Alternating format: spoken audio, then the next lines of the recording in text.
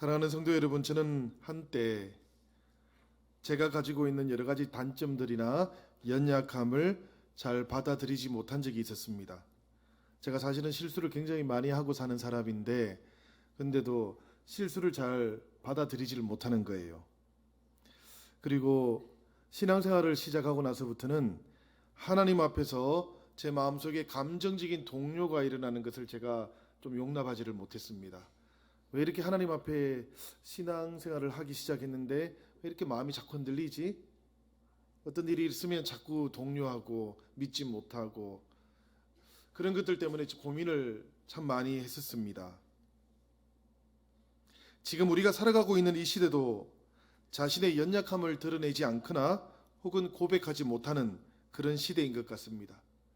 다른 사람의 연약함을 밟고 자신의 이익을 취하는 시대이기 때문에 그렇습니다. 그래야만 성공을 보장하는 사회, 이른바 물신과 만몬이 맹위를 떨치고 있는 그런 시대이기 때문에 그렇습니다.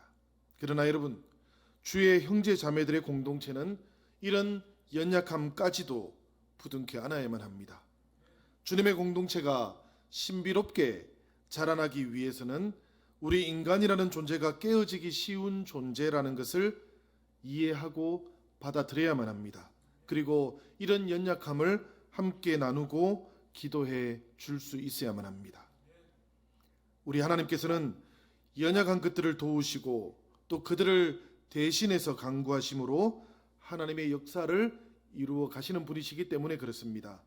그분은 강하고 흠없는 사람들을 찾는 것이 아니라 연약한 사람들을 들어서 사용하시는 분이기 때문에 그러합니다. 우리가 그런 점에서 우리가 하나님과 함께 하기만 한다면, 그렇다면 연약한 것을 결코 부끄러워할 이유가 없습니다. 우리가 하나님과 함께 하기만 한다면 우리들은 하나님 앞에서 우리의 연약함을 인정할 수 있을 겁니다. 그렇다 하더라도 우리가 무기력함에 빠지는 것이 아니고 오히려 하나님의 은혜와 도움을 받을 수 있게 될 겁니다. 베드로와 야고보, 요한, 그리고 바울이나 마테마가 혹은 우리 구약의 인물들인 아브라함이나 다윗, 엘리야 같은 사람들을 가만히 한번 생각을 해보시기를 바랍니다. 이분들은 소위 말하는 예수 가문의 사람들입니다. 그지요? 그런데 이분들을 가만히 묵상해 보아도 이분들에게는 이런 공통점이 있어요. 뭔가 하면 하나같이 연약함을 가지고 있었다라는 겁니다. 이분들은 완전한 사람들이 아니었습니다. 이분들은 온전한 인격으로 완성되어 있던 사람들이 결코 아니었다는 이야기입니다. 두 번째는 그 연약함을 하나님께 숨기고 감추는 것이 아니라 오히려 하나님께 인정하고 고백함으로 하나님께 더 가까이 나아갔던 사람들이었다라는 그런 공통점도 있습니다.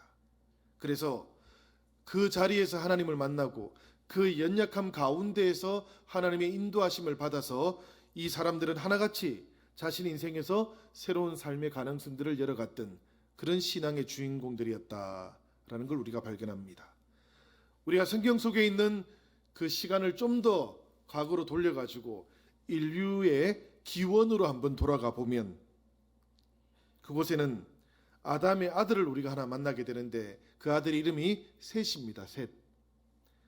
아벨을 대신해서 하나님께서 허락해 준 아들이지요. 이 셋이 아들을 낳아서 그 아들 이름을 뭐라고 붙였는가 하면 에노스라고 붙였다고 창세기 4장 26절은 우리에게 알려줍니다.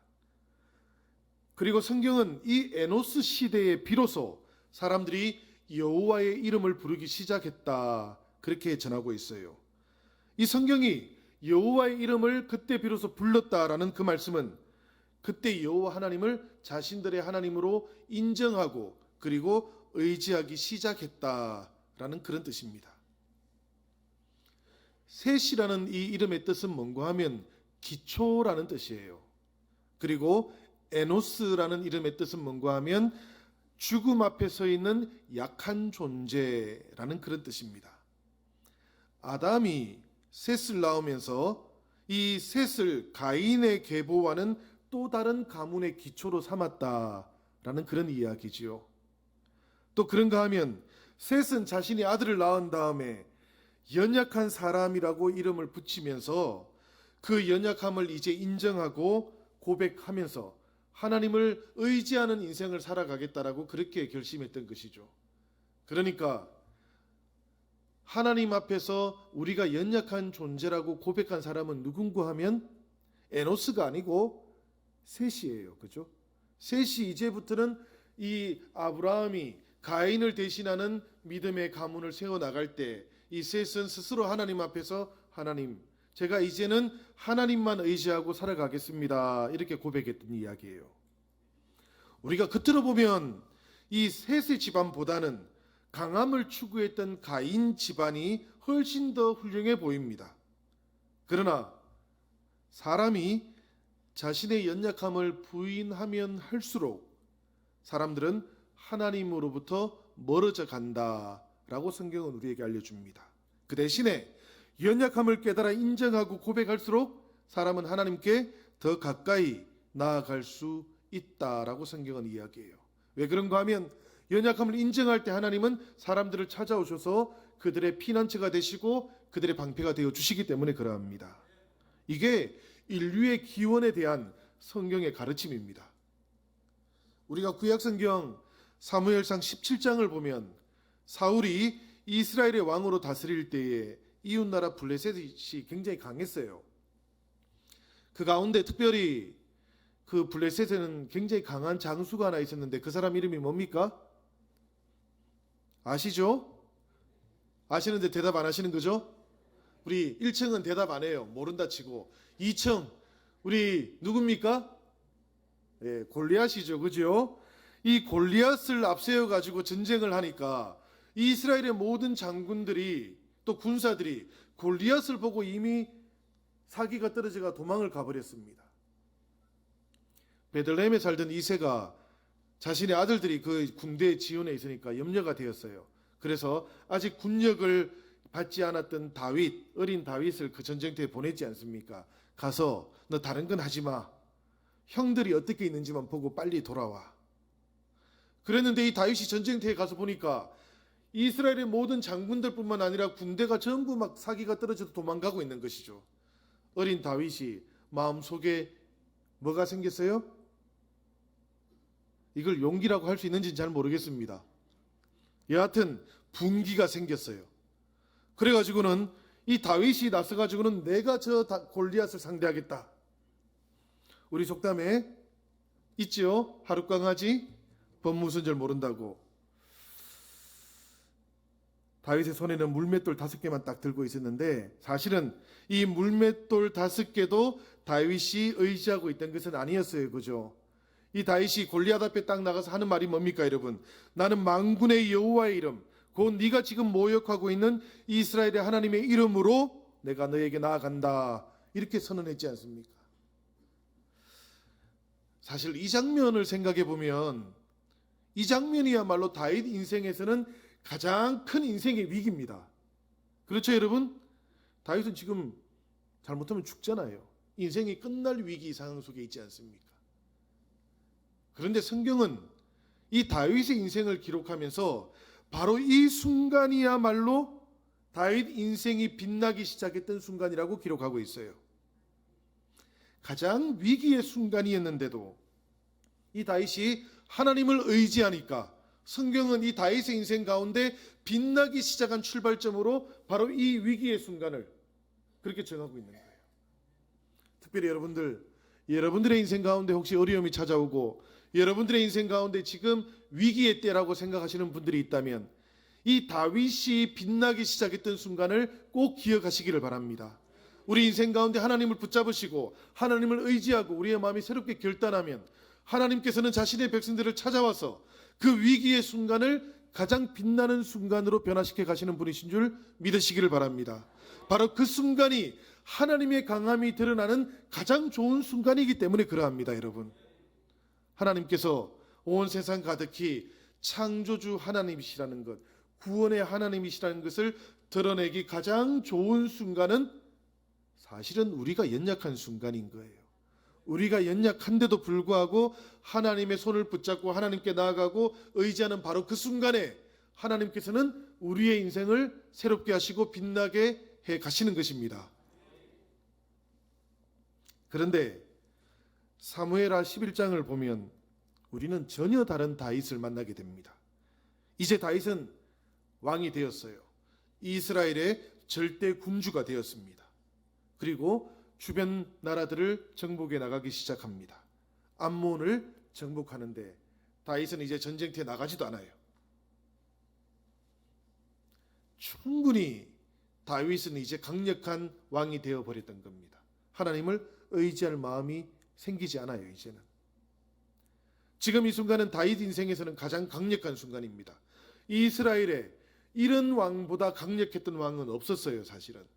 그런데 성경은 놀랍게도 바로 이 순간이 다윗 인생 최대의 위기라고 기록을 하고 있습니다. 하나님을 더 이상 의지하지 않는 이 다윗, 그 빛나는 인생이 서서히 쇠퇴해 가기 시작하는 순간이라고 성경은 우리에게 알려주고 있는 것이죠. 형제자매 여러분, 하나님의 사람들이 가장 빛나는 순간은 많은 능력을 가지고 많은 업적을 남기는 강한 사람이었을 때가 아닙니다. 오히려 자신의 연약함을 알고 하나님을 진정으로 의지하는 그 순간이야말로 진정으로 하나님의 사람은 강해지는 순간인 것을 잘 기억하시기를 바랍니다. 성경은 그래서 우리에게 연약함을 고백하는 것이 수치스러운 일이 아니라고 말하고 있습니다. 자신의 연약함을 고백하는 것은 하나님이 필요하다라는 고백과 연결되어 있기 때문에 그래요. 내가 지금 하나님 앞에서 하나님 저는 연약합니다. 제 힘으로는 할 수 없습니다라고 고백하는 그 순간, 하나님 저는 부족하고 연약하기 때문에 완전함을 추구하지 않겠습니다. 완전함과 경쟁하지 않겠습니다라고 결정하는 그 순간에 놀랍게도 하나님께서는 우리와 동행해 주시기 때문에 그러합니다. 성경은 우리에게 완전하라고 그렇게 요구하지 않습니다, 여러분. 성경은 단 한순간도 성도들이 완전함과 경주하십시오라고 그렇게 요구한 적이 없습니다. 오히려 성경은 아주 분명하게 우리의 연약함이 노출되어질 그때에 우리의 연약함을 도우시는 성령님을 기억하고 의지하라고 그렇게 가르쳐주고 있습니다.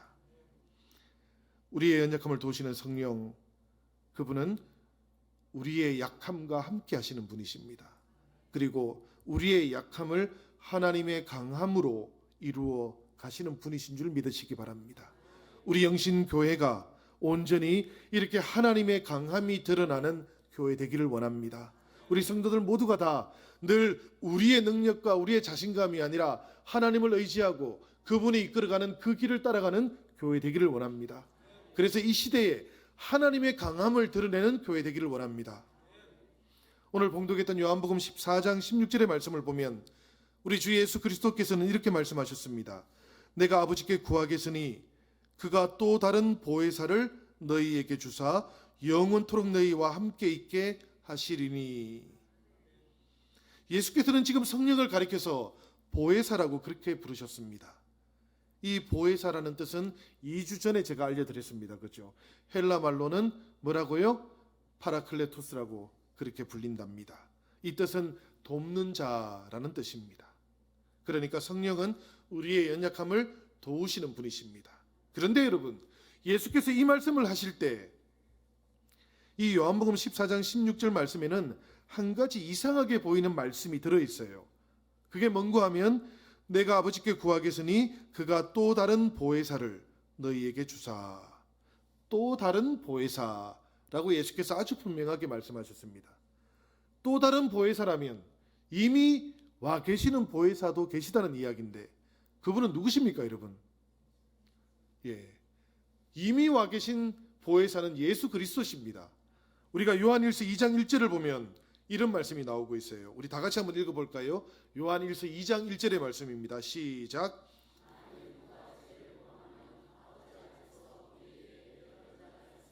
곧 의로우신 예수 그리스도라. 아멘. 우리가 살아가면서 안 지으려고 해도 어쩔 수 없이 실수해서 죄를 짓게 되는 경우들이 있어요. 성도들도 세상을 살아가다 보면 실수하기도 하고 넘어지기도 하고 또 마음이 동요하기도 하고 그러합니다. 그죠? 그런데 그럴 때에 예수 그리스도 그분께서 가만히 계실까 생각해 보면 그렇지 않다는 이야기입니다. 그분은 이미 하나님 우편에 계시기는 하지만 하나님 우편에 계시는 예수님께서 이 요한일서의 말씀을 통해서 보면 우리를 위해서 대신 말씀해 주고 계신다. 우리를 위해서 친히 기도해 주고 계신다라는 이야기예요. 우리의 대언자가 되어 주신다라는 그런 말씀입니다. 우리가 성경 원문을 보면 이 대언자라는 단어가 보혜사하고 똑같은 파라클레토스예요. 그러니까 예수 그리스도 그분께서는 지금 하늘에 올라가 계시지만 그 우편에서 우리를 도우고 계신다라는 그런 이야기죠. 그분이 이미 우리들을 위한 보혜사셨다. 예수께서는 성령님과 똑같이 우리를 도우십니다, 여러분. 오늘 우리가 읽었던 로마서 8장인데요. 우리가 읽지 않았던 그 뒤쪽 본문의 말씀을 조금 보면 34절에는 이런 말씀도 나오고 있어요. 죽으실 뿐 아니라 다시 살아나신 이는 예수 그리스도시니 그는 하나님 우편에 앉아 계신 자요 우리를 위해서 간구하시는 자신이라. 주님께서 하늘에서 우리를 도우시는 보혜사시라면 사랑하는 여러분, 성령님은 땅에서 우리를 도우시는 보혜사시다라는 그런 말씀이에요.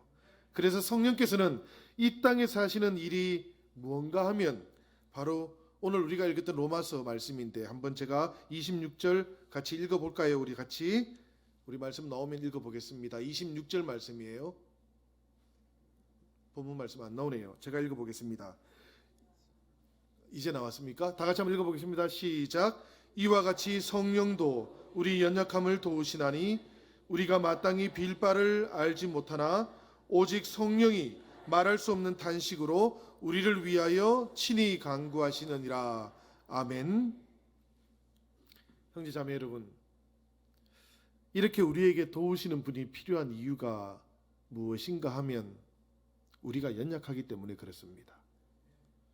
저는 연약한 것을 인정하기가 싫었어요. 실수하는 저도 싫었고 마음이 늘 동요하는 저도 싫었습니다. 그런데 말씀을 읽어가면 읽어갈수록 하나님께서 저에게 원하셨던 것은 동요하지 않는 제가 아니었어요. 실수하지 않는 제가 아니었어요. 점점 더 완전해져 가는 제가 아니었어요. 제가 완전해질 수도 없지만 하나님께서 저에게 원하셨던 것은 다른 것이었습니다. 찾아와서 도와주시고 위로하시고 동행하시는 분이 있다라는 것을 발견하는 것이었어요. 부족한 실수, 그것과 경쟁하고 싸우는 것이 아니라 오히려 제 삶을 새롭게 인도해 가시는 다른 분이 계시다는 것을 인정하고 그것을 발견하라고 하나님은 늘 그렇게 부르고 계셨던 겁니다. 성경은 그래서 사람들의 연약함을 부정하는 대신에 이 연약함이라는 것은 오히려 피조물다운 것이라고 알려주고 있습니다. 이 연약함이라는 것은 우리 인간의 조건들, 그것의 총합이라고 그렇게 우리에게 알려주고 있어요. 그러니 여러분, 자신의 연약함을 용납하시기를 바랍니다. 마찬가지로 우리와 함께 있는 형제 자매들의 연약함을 용납하시기를 바랍니다. 우리가 어느 누구도 하나님께서 묻지 않고 또 질책하지 않으시는데 우리 형제 자매들의 연약함을 우리가 질책할 어떤 자격도 가지고 있지 않습니다. 심지어 우리도 똑같이 연약한 존재라는 것을 기억하기를 바랍니다.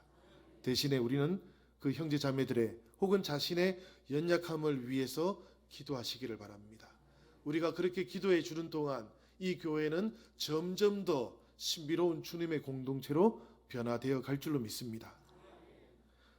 성경이 이렇게 사람들의 연약함을 인정하고 용납하는데요, 가만히 돌아보면 놀랍게도 사람의 연약함을 용납하지 않는 그 누군가 하면 하나님이 아니고 자기 자신이에요. 가만히 보면 우리가 연약하고 실수하고 내 약함이 드러날 때, 실패할 때 하나님은 용납해 주고 계시는데 자기가 자신을 용납하지 못하는 것이죠. 괴롭게 만들어요. 지치게 만들기도 하고요. 그렇게 지치면 때로는 마음이 혼돈스러워집니다. 그죠, 여러분들? 그렇게 자신을 용납하지 않으면 자꾸만 스스로 영적인 탈진을 경험하게 돼요. 그러다 보면 하나님께서 내 안에 계심에도 불구하고 그 하나님의 흔적을 우리가 느끼지 못하게 되기도 합니다. 그런 것을 가리켜서 영혼의 어두운 밤이라고 불렀어요. 영혼의 어두운 밤을 우리가 건너갈 때도 있는 겁니다.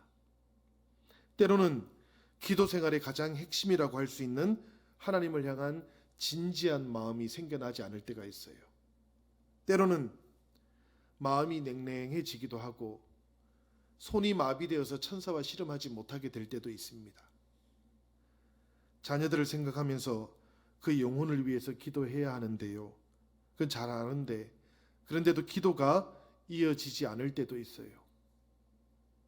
사랑하는 자녀 여러분들, 부모님들이라고 해서 자녀들을 위한 기도가 날마다 이어지는 것은 아닙니다, 여러분. 그런데 사랑하는 부모님들, 이럴 때일수록 우리들은 탄식하는 기도라도 하나님께 드려야만 합니다. 우리의 영혼이 어두운 밤을 지나갈 때, 사랑하는 성도 여러분들, 그럴 때 우리가 말로 하나님께 표현하지 못하고 아름다운 언어로 표현하지 못하더라도 그럴 때에 우리는 하나님께 탄식으로라도 기도할 줄 알아야만 합니다. 제가 히스기야의 기도를 하나 읽어드리겠습니다. 저는 마음을 잡을 수가 없습니다. 저는 학처럼 제 잘 그립니다. 저는 고통 중에 있는 짐승처럼 울부짖습니다. 저는 가슴이 메어지도록 탄식합니다. 그러나 오 하나님, 저는 제 마음 깊은 곳의 영혼이 무엇을 필요로 하는지 알지 못합니다. 제가 그것을 안다고 하더라도 어떻게 해야 저의 간구가 하나님 앞에 올바르게 상달될 수 있는지를 알지 못합니다. 저는 하나님의 위대하신 모습 앞에서 어떻게 제 입술을 열어야 하는지를 알지 못합니다. 저는 너무 괴로워서 말할 수조차 없습니다. 제 영혼의 환난이 하나님 앞에 제 마음을 쏟아놓을 힘조차 빼앗아 갑니다. 이분이 우리가 아는 히스기야 맞습니까, 여러분? 이분이 그 믿음의 사람, 그 기도의 사람 히스기야가 맞습니까? 그러나 히스기야도 그 영혼의 어두운 밤을 지나갈 때는 주님, 제가 제비같이 학같이 지식이며 그렇게 탄식합니다라고 고백하고 있는 것이죠. 다윗은 내가 괴로워서 하나님께 말할 수조차도 없나이다 그렇게 말하고 있어요. 이런 공궁의 때가 성도들에게도 찾아옵니다. 제가 독일에서 목회하던 때에 우리 독일 개신교회 총회장을 지내셨던 니콜라우스 슈나이더 목사님 간증을 들은 적이 있습니다. 이분의 간증을 제가 그때 들으면서 제가 요약해 놓은 게 있는데 제가 한번 읽어드리겠습니다. 내 인생에는 너무나 위로가 필요했던 순간이 있었습니다. 그런 순간은 이전에도 없었고 이후에도 다시는 없을 것입니다. 2005년 2월 3일 그날 오후에 겨우 22살이었던 우리 막내딸 마이케가 하나님의 품으로 돌아갔습니다. 마이케는 백혈병을 앓고 있었습니다. 마이케가 죽던 그 순간 아내와 나는 마이케의 머리를 붙잡고 있었고 죽음이 찾아온 바로 그 순간 딛고 있던 땅이 무너져 버렸습니다. 시간도 멈춰져 버렸습니다. 더 이상 내 힘으로 버틸 수가 없었습니다. 그 어떤 말로도 그 순간을 표현할 수 없습니다.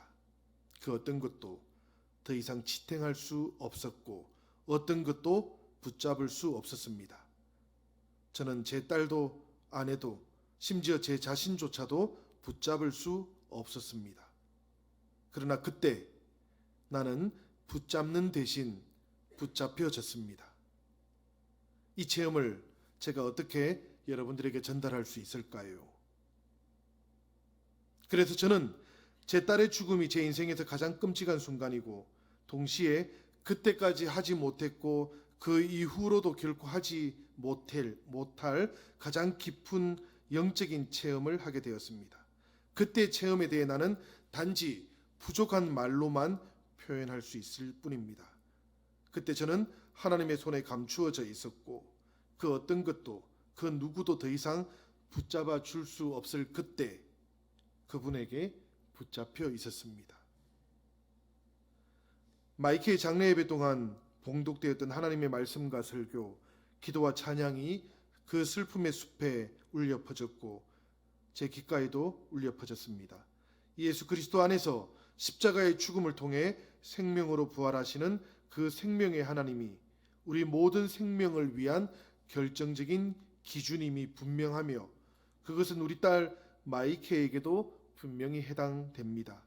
그래서 우리는 아주 분명하게 우리도 마이케를 뒤따르게 될 것이고 언젠가 마이케와 함께 하나님의 현존 안에서 함께 살게 될 것이라는 것을 믿습니다. 우리의 마음이 상처 입은 채 남아있지만 이 위로가 오늘까지도 우리를 지켜주고 있습니다. 하나님께서는 이후로도 계속해서 오늘과 앞으로도 위로해 주실 것입니다. 이 슈나이더 목사님은 이 하나님의 위로를 체험했던 그 이야기를 우리에게 전달해 주었습니다. 그때 자신의 감정이 어떠했는지도 알려주셨고요. 그런 어느 한순간 붙잡고 있던 그 딸도 붙잡고 있던 아내의 손도 더 이상 붙잡지 못하는 자신도 우리에게 알려주었습니다. 그런데 신비롭게도 아무것도 붙잡지 못하는 그 어떤 것도 붙잡지 못하게 된 그 순간에 하나님께서 자신의 인생을 처음으로 강하게 붙잡아 주는 것을 느꼈다고 합니다. 붙잡지 못하게 되는 순간에 붙잡힌 바 된 그 체험을 우리에게 알려주셨어요. 성령께서는 우리들에게 이렇게 찾아오시는 것 같습니다. 여러분, 말할 수 없는 탄식을 우리 가운데 불러일으키시고 영혼으로부터 나오는 기도를 하나님께 드리게 하십니다. 나의 입술이 하나님께 드리고 있지만 나의 의지가 아니라 성령의 의지로부터 드려지는 그 기도를 하실 수 있게 하십니다. 사랑하는 여러분, 이런 기도는 우리의 심령이 너무 괴로워서 말할 수조차 없을 때 우리 내면에서 일어나는 기도입니다마는, 그래서 내 안에서 일어나는 기도이기는 하나 나에게 속해 있지 않은 기도이기도 합니다. 여러분, 저는 우리 성도들이 이런 탄식의 언어를 기억하고 있기를 원합니다. 우리 성도들이 하나님 앞에서는 여전히 이 탄식의 언어로 나아가야만 하기 때문입니다. 기도가 아름다운 문체로만 구성되어야 한다고 생각하지 마시기 바랍니다. 사람들이 올바른 기도라고 생각하는 것하고 하나님께서 올바르다고 생각하는 기도는 다를 수가 있어요. 우리가 시편 119편 31절을 보면 다윗이 이렇게 말합니다. 내가 입을 열고 헐떡였나이다. 하나님 앞에서 다윗이 입을 열고 헐떡일 만큼 밖에 기도할 수 없었다는 이야기예요. 그런데 이 기도는 하나님께 아름다운 기도 소리로 울려 퍼졌을 겁니다. 그러나 여러분, 아름답게 연출된 기도는 하나님께 진실하지 못한 소음으로 들릴 수도 있습니다. 진정한 마음에서 나오는 탄식의 기도라야 하나님께 무한정 용납된다라는 것을 우리는 꼭 기억하고 있어야만 합니다.